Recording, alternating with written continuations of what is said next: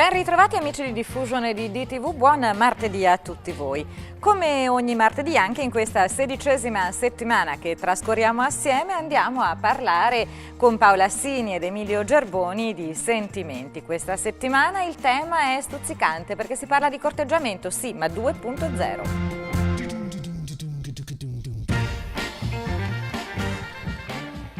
Salve a tutti e benvenuti a una nuova puntata di Love. Benvenuto al dottor Emilio Gerboni, grazie Buonasera. di essere qua. E diamo il benvenuto ovviamente ai nostri ospiti che anche stasera ci diranno la loro su un argomento molto molto carino.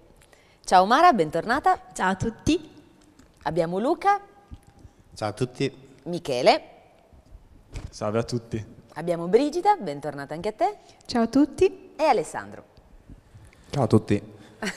Ciao a tutti. Questi tutti sono stati salutati. Perfetto, allora stasera parliamo di un argomento universale che però nella sua universalità è cambiato parecchio col tempo, assolutamente. Parliamo di corteggiamento 2.0, quindi tutto quello che in realtà non corrisponde affatto a quello che noi normalmente immaginiamo come un iter cavilloso, pieno d'attenzioni quando si cerca di conquistare l'amata o l'amato, ma che effettivamente con tutti i mezzi tecnologici, i mezzi telematici, ma anche la mancanza di tempo e la profferta di occasioni, si è trasformato più che altro nel mercato del pesce. Quindi vediamo oggi che cosa offre insomma, la bancarella, perché forse secondo me una delle cose più importanti è proprio questa enorme vastità di scelta, quindi le barriere che prima si creavano, quindi tu puntavi a una persona, la idealizzavi, ti facevi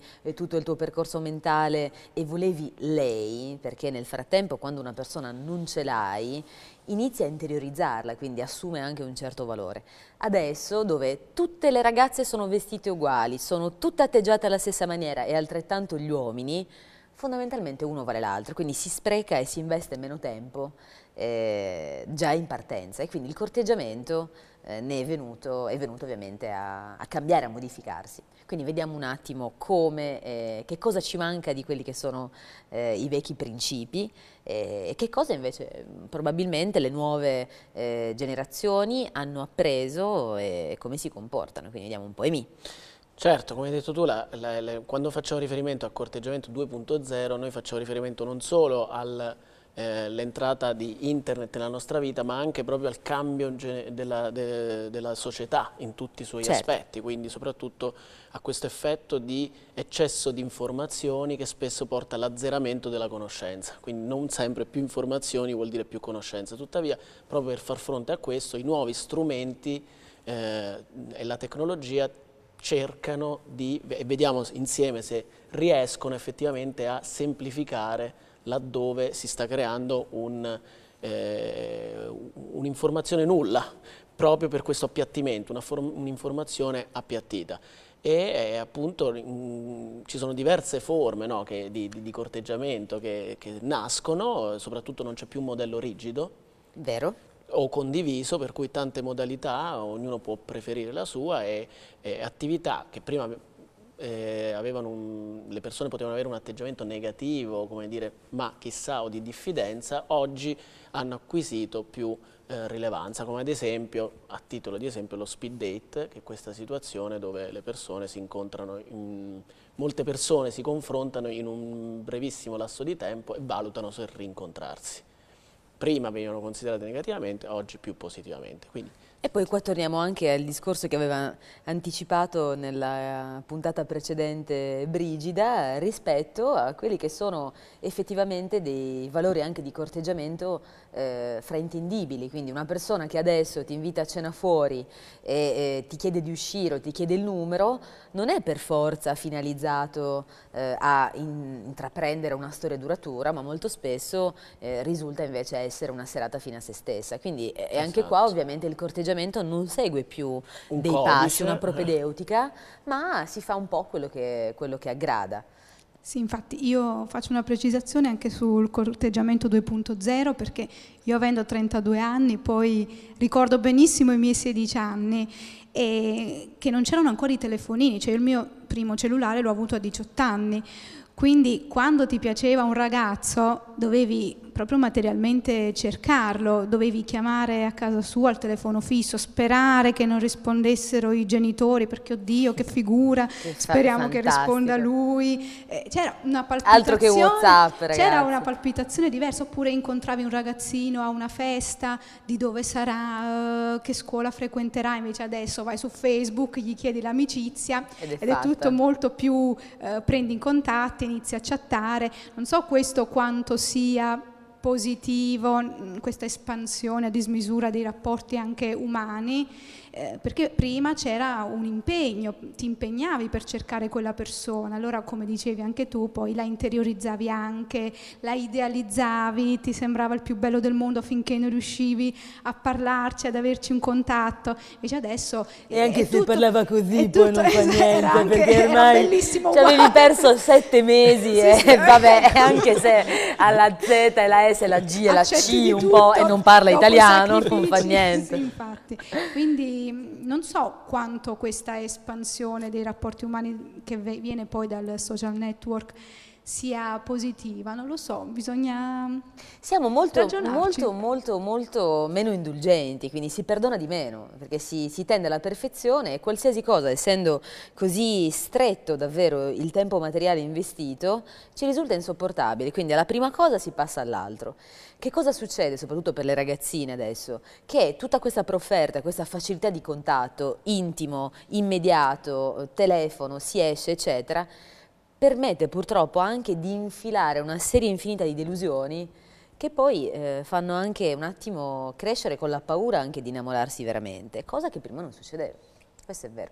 È anche un accontentarsi, ma non accontentarsi mai, perché se si fa una ricerca magari su un social network, si cerca la ragazza bionda, occhi azzurri, medio alta, insomma, tutti questi canoni, poi magari dal vivo non rispecchia veramente l'intesa che potresti avere conoscendola magari in una situazione differente, cioè una delusione, e sicuramente smetti di credere magari proprio nel sistema che ti ha permesso di cercare quella persona, quindi può essere Facebook, come MySpace, come altri social network. E da queste delusioni magari si potrebbe imparare qualcosa, nel senso si potrebbe tornare magari a un corteggiamento live, cioè face to face, vis a vis, come possiamo. Chissà se questi nuovi strumenti tecnologici ci aiuteranno appunto oppure ci faranno tornare indietro sotto questo punto di vista. Io credo entrambe le cose, probabilmente non... Guarda, secondo me ovviamente è una scelta individuale, nel senso che magari Facebook piuttosto che un altro strumento tecnologico ti può permettere di stringere il cerchio, nel senso io faccio questo lavoro, per esempio, è potenzialmente quasi paradossale che vada a legarmi o che vada a pensare di costruire qualcosa con una persona che magari lavora in un'azienda dall'altra parte del mondo per 8 ore al giorno, anche la domenica, perché non ci sarebbe il modo. Quindi da un punto di vista possono aiutare perlomeno a indirizzare lo sguardo. È anche vero che per quanto mi riguarda, quando una persona davvero mi interessa, non lo accetto proprio un corteggiamento o un approccio troppo repentino e troppo immediato. Cioè mi piacciono ancora tutte quelle piccole attenzioni che magari non ho neanche mai visto e sentito sulla pelle, perché parliamo di cose estremamente ancestrali, però delle quali magari mi ha parlato mia mamma in relazione a mio padre. Quindi in realtà quando hai davanti una persona che merita tutte le tue attenzioni, ti piacerebbe che tu avessi nei suoi confronti e lui nei tuoi un atteggiamento esclusivo, fuori da tutto quello che invece adesso è merchandising. Quindi un uomo che mi corteggia con WhatsApp, anche no, nel senso è proprio uno status. Eppure le statistiche dicono appunto, le ultime che avevo letto su internet, che una persona su 4 conosce il proprio partner tramite internet o comunque tramite la messaggistica. Poi bisogna vedere quanto siano duratori questi rapporti, infatti, per carità, che tipo di conoscenza sia, però e che affidabilità hanno le statistiche ovviamente.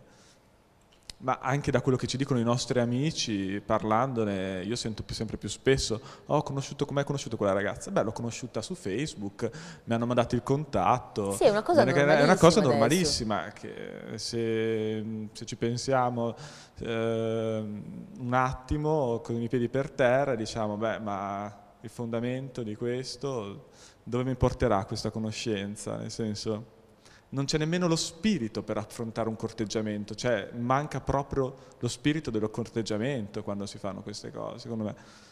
Poi potrebbe anche essere che, appunto, cambiando generazione, anche il concetto stesso di fare la corte cambi, ovviamente, perché però secondo me non lo so, l'uomo è sempre cacciatore, quindi quando in realtà trova una donna per cui deve lottare un pochino, qualche cosa se la inventa, quindi le soddisfazioni sono anche più alte. Assolutamente, quindi se la caccia riesce. Si impegna, quindi ovviamente è una scelta individuale.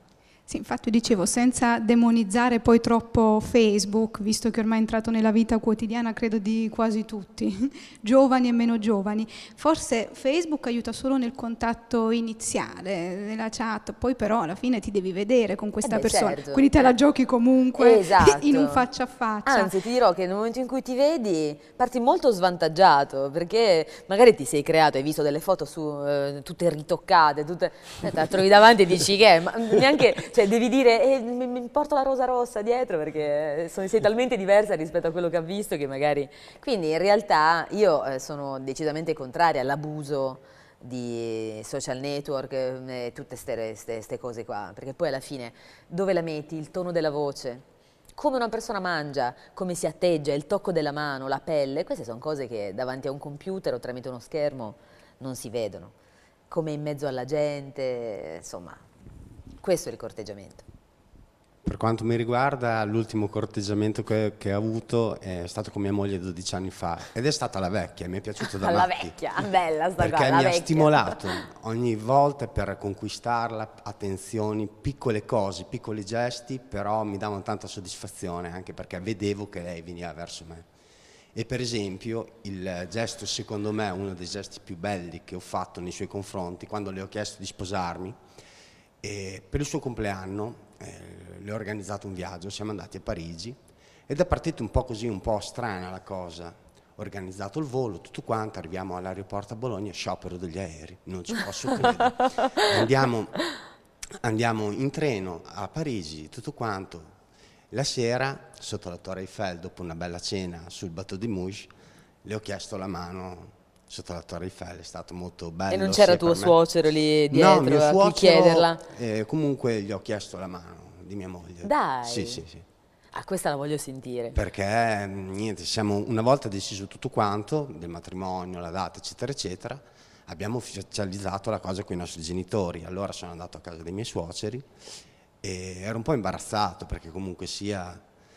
E niente, ho chiesto, ho detto se per lei va bene, abbiamo deciso di sposarmi. E se ti avessi detto no, che avresti fatto? Beh, è una persona intelligente, mio suocero, quindi... Quindi è una formalità il chiedere la mano. Sì. Però forse tempo addietro non lo era. Per rispetto nei confronti anche di mia moglie e dei miei suoceri, ho voluto formalizzare in questa maniera, insomma. Ed è stato molto bello. Bello Luca, grazie di averlo condiviso con noi.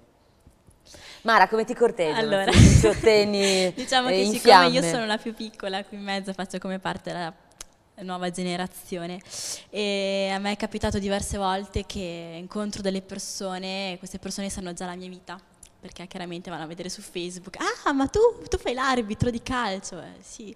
Ah, ma tu fai il primo anno di università? Sì. Ma tu sei di giù come me? Sì, cioè praticamente non c'è più una conversazione vera e propria, certo. Perché lui conosce la tua vita, conosce ormai i tuoi amici, sa tutto perché va a vedere su Facebook. E quindi alla fine parli di scarpe, perché è l'unica cosa che su Facebook non si vede. Sì, magari parli di cose che l'unica cosa che non metti su Facebook, vabbè, a parte che comunque personalmente non metto chissà che cosa su Facebook. Ma... E questo è un grande atto di saggezza, sì, perché non bisogna mai mettere massimo metto le cose belle che mi succedono, come un bel voto all'esame o una cena così tranquilla, ma niente di particolare. E comunque no, mi è capitato che magari della gente mi vedesse in giro, tipo magari in discoteca, invece di venire lui a presentarsi o mandare un amico come si faceva una volta, e mi aggiunge il giorno dopo su Facebook. E accettiamo, tanto è un social network, finché non succede assolutamente niente. E ti scrivono, ciao, ti ho visto ieri, quindi e poi dopo incomincia a chiacchierare. E dopo magari una persona, anche tramite comunque messaggio, riesce un po' a inquadrarla comunque com'è, come la pensa su certe cose. E io comunque se ho accettato magari di uscire con una persona, che lui mi fa guarda, l'unico modo che avevo per contattarti era fare questo squallore di scriverti su Facebook, perché non sapevo come contattarti. Allora lui mi dice vabbè dai, giustificato. E magari tu ascolti un po' quello che ti dice su Facebook, vedi che è una persona anche interessante e dici va bene dai, andiamo a prenderci un caffè insieme, e mi sono trovata assolutamente bene con questa persona. Però è anche capitato di accettare l'uscita e vedere una persona completamente il contrario di come si presentava su Facebook. E non parlo solo per questioni fisiche, che magari su Facebook sembra un modello, sembra bellissimo, poi dici tuo fratello dov'è, scusa? Esatto, sì, non ti colpisce molto, però vabbè, però magari poi tipo anche nel parlare non è poi così interessante come si era posto. E poi lì diciamo che semplicemente può rimanere un amico, una persona che conosci in più. Cioè secondo me è da dare sia dei vantaggi che di svantaggi a questi social network, perché comunque ti fanno conoscere molte persone, che è bello, è sempre bello conoscere tante persone, farsi nuovi amici. Però altre volte puoi avere si spreca un sacco di tempo, Mara, perché uno accetta un giorno, uno accetta l'altro, accetta questo, e questa gente che ti chiede l'amicizia, cioè perlomeno noi donne, e non è che, capisci, vogliono capire di che cosa cucinerai domani, tendono a stringere i rapporti. Sì, infatti, ecco. sì. Soprattutto quando si fa un uso stupido di Facebook, allora tu permetti agli altri di avere, Facebook, per prenderne uno a caso, permette agli altri di entrare nella tua intimità. Perché se io sono triste, mi arrabbio, cito qualcuno, metto foto della mia intimità, eccetera, sto permettendo a chiunque di entrare nella mia intimità. Quindi, come hai detto tu, giustamente si riducono all'osso tutte le motivazioni e desiderio di scoprire l'altro vis-à-vis. Ma soprattutto, che cosa succede? Succede che togliamo un sacco di tempo a quello che è il contatto, cioè, sai che c'è due parole, cioè prima come si faceva? Cioè, due parole, non c'erano i cellulari, non c'era questo, non c'era l'altro, bisognava vedersi per forza. Poi se ti andava bene lo capivi sul campo, non mesi e mesi e mesi passati su Facebook con 45 persone, e poi alla fine ti chiama uno e ti dice scusami, ci sono una lista di 70 persone con cui sto chattando da un mesetto, mo vediamo. Cioè, perdi un sacco di tempo, ci stanno rubando tutte le cose più belle sti cavolo di social network. Per guadagnare tempo si finisce per perdere tempo. Bravissimo Emilio. Però la cosa interessante secondo me è anche andare a vedere come poi nella vita reale, cioè comunque si siano modificate le cose.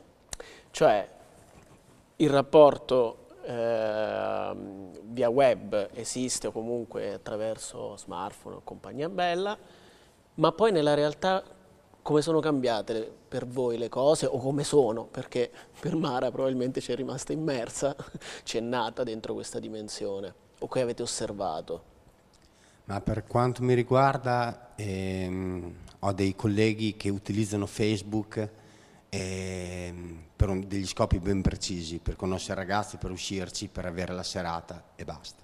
Ma non certamente per corteggiare una persona, perché secondo me non porta a nulla. Cioè, puoi fare un complimento a una ragazza fine a se stesso e basta, però Facebook secondo me, almeno dal mio punto di vista, non serve per corteggiare una persona, per poter instaurare un rapporto importante. Poi le vie del Signore sono infinite.